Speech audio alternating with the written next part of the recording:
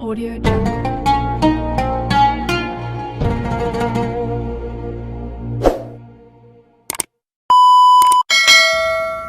Assalamualaikum warahmatullahi wabarakatuh.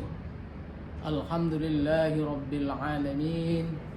Wassalatu wassalamu ala asyrafil anbiya'i wal mursalin Muhammadin wa ala alihi wa ashabihi ajma'in.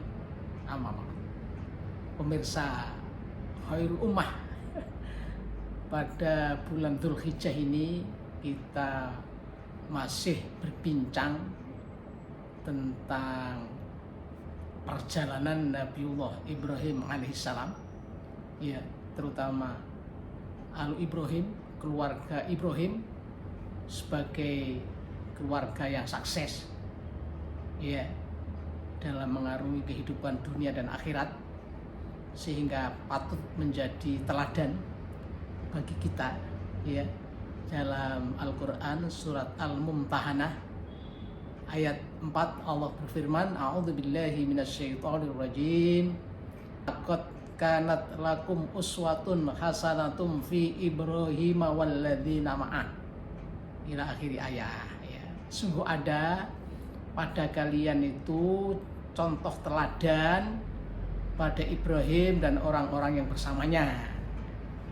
Jadi keluarga Ibrahim itu sebagai uswah, bahkan sekaligus sebagai kutwah, teladan dan figur, ya.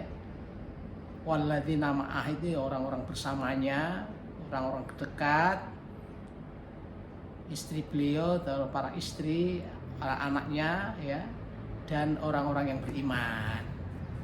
Yang istimewa dalam kesempatan ini, pemirsa, yang kita kemukakan adalah tentang inisiatif Sayyidah Saroh, ya, atau orang Indonesia menyebut Siti Saroh, ya. Itu punya inisiatif agar Nabiullah Ibrahim alaihissalam itu berpoligami. Nah, ini yang perlu kita kaji apa latar belakangnya, sehingga seorang istri mendorong suaminya untuk ta'addud zaujat, untuk menikah lagi. Ya, ini yang istimewa, pemirsa. Jadi sudah masyhur dalam kisah itu bahwa zaman Ibrahim yang menikah dengan Sayyidah Saroh, ya. Sayyidah Saroh itu dalam sirah juga terkenal wanita yang cantik, keturunan kalau sekarang disebut bangsawan gitu, agamanya kuat, akhlaknya ya bagus, ya.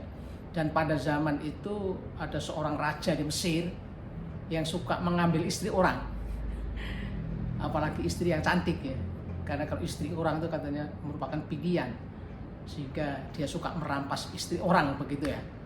Ketika Nabiullah Ibrahim bersama Siti Saroh ini ke Mesir, kemudian betul itu dicegat oleh bala tentara raja itu, ditanya, ini apamu, ya. Dan Nabi Ibrahim bertanya, ini apamu? Nabi Ibrahim waktu itu berbohong, wah ini adik saya. Bukan mengaku istrinya. Kalau mengaku istrinya langsung diambil.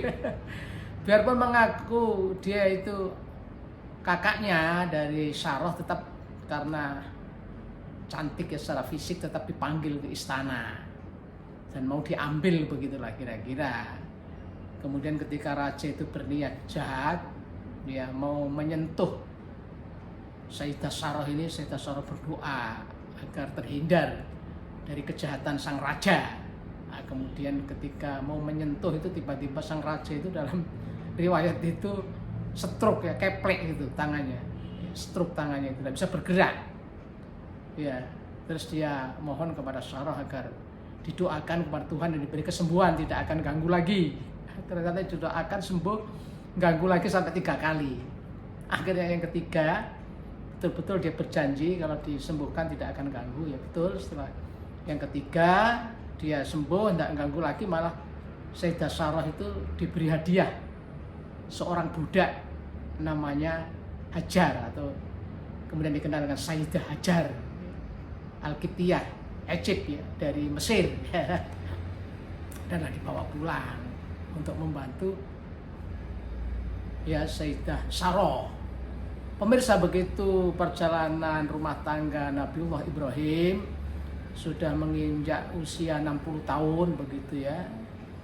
Belum punya anak, belum punya keturunan, maka Sayyidah Sarah ini melihat bahwa tugas suaminya yang mulia adalah berdakwah, menyampaikan wahyu, menyampaikan ajaran-ajaran dari Robnya, dan dia juga membantu. Maka tentu untuk berdakwah itu perlu generasi penerus, ya, lanjut. Sementara sudah usia 60 tahun belum punya anak. Akhirnya dengan ketulusan hati, kerelaan yang betul-betul tulus, ya, Sarah punya inisiatif agar Ibrahim menikah lagi dengan Hajar, si budaknya itu, ya. Kemudian tentu budaknya dimerdekakan. Kemudian Ibrahim setelah berpikir dan berdoa, ya, mohon kepada Allah, akhirnya menikah dengan Hajar, Sayyidah Hajar, sebagai istri kedua atas dorongan dan inisiatif dari Sayyidah Sarah. Jadi inisiator poligami bukan dari Ibrahim, bukan dari Nabiullah Ibrahim, tapi dari istrinya. Karena meskipun seorang nabi, ya, yang punya kelebihan tidak serta-merta terus menikah begitu saja, tapi karena istrinya yang mendorong, ya, akhirnya Nabi Ibrahim mau, ya, demi untuk melahirkan keturunan itu. Pemirsa, ternyata setelah Nabiullah Ibrahim menikah dengan Sayyidah Hajar, tak lama, setahun lah, dalam riwayat yang masyhur itu punya anak namanya Ismail. Kemudian kita kenal dengan menjadi seorang nabi, Nabiullah Ismail alaihissalam. Begitu melihat Ismail kecil lahir bersama Siti Hajar, bersama Ibrahim, itu asik, ya, dengan kelahiran bayi itu, maka Sayyidah Sarah, ya, bagaimanapun meskipun dia yang menginisiasi untuk poligami, setelah melihat kelahiran Ismail itu dia gundah dan cemburu. Ya, melihat mesranya antara Hajar, Ismail, dan Ibrahim. Kemudian dia berdoa kepada Allah agar dijauhkan dari penglihatan itu. Kemudian Nabi Ibrahim dapat perintah, begitu singkatnya, agar menjauhkan, ya, Siti Hajar, Ismail dari Siti Sarah. Ya, kemudian Allah perintah itu, maka dibawalah pergi, ya, Siti Hajar itu dibawa pergi. Dalam sejarah makalah katanya berjalan-jalan tanpa tujuan, mengikuti untanya itu.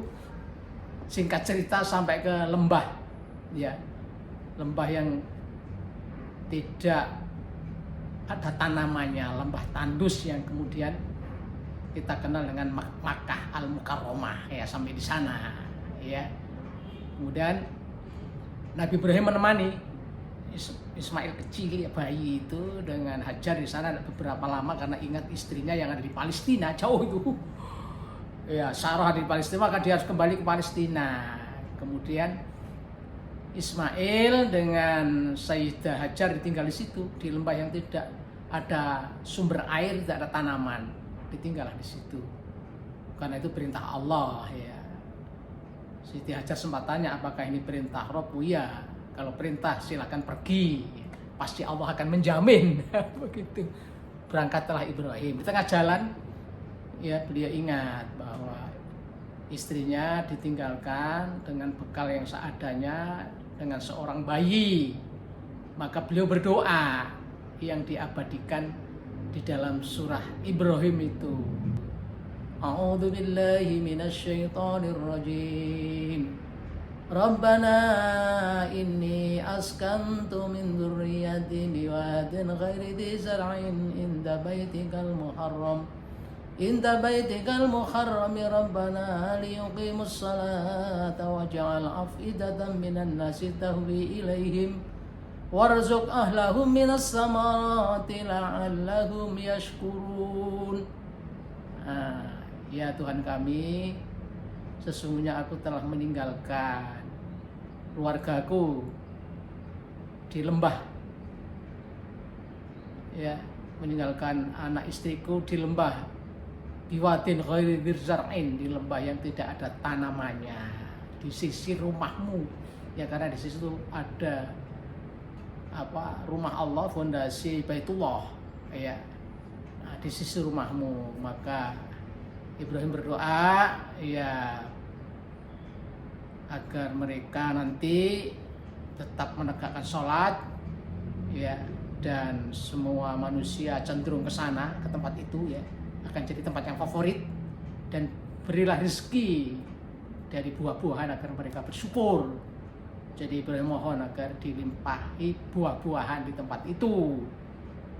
Oke para jamaah, ketika tidak lama ya Ismail itu kehausan begitu, karena air susu sudah tidak keluar, bekal minum sudah habis ya.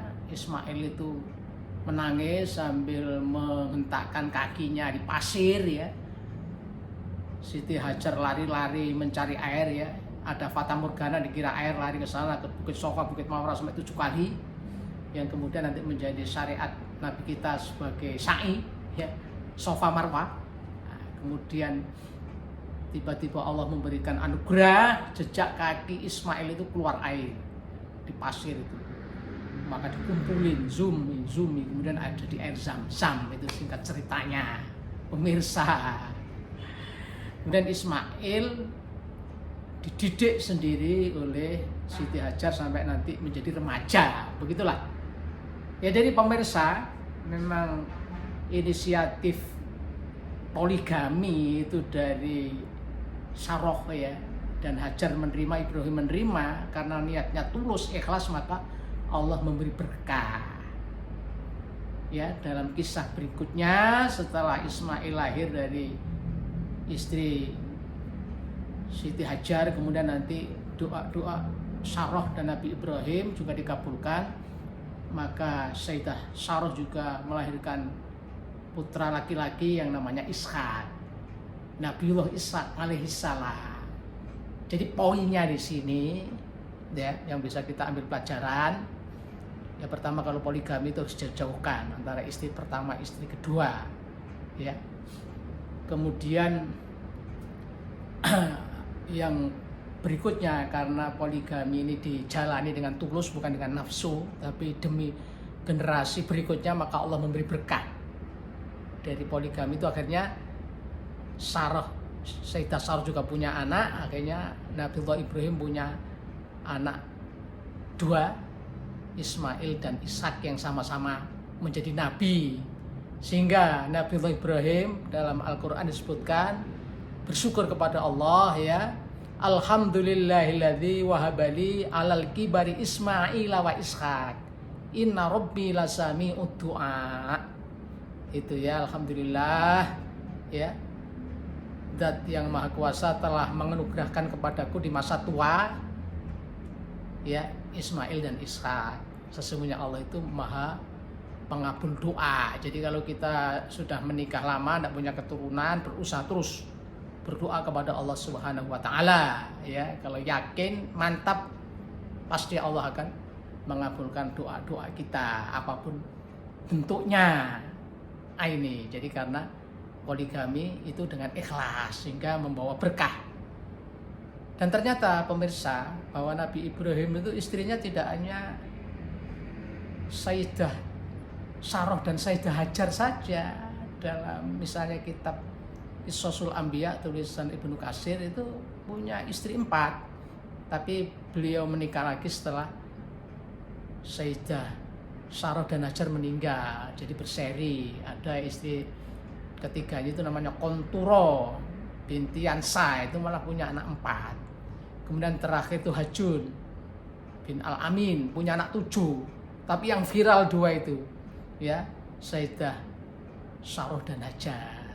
Yang istri ketiga, keempat tidak begitu viral, tidak begitu dikenal masyarakat. Itu pemirsa hikmah yang bisa kita petik, bahwa kalau poligami itu ikhlas ya, semua menerima, membawa berkah Allah Subhanahu wa taala. Begitu pemirsa. Assalamualaikum warahmatullahi wabarakatuh.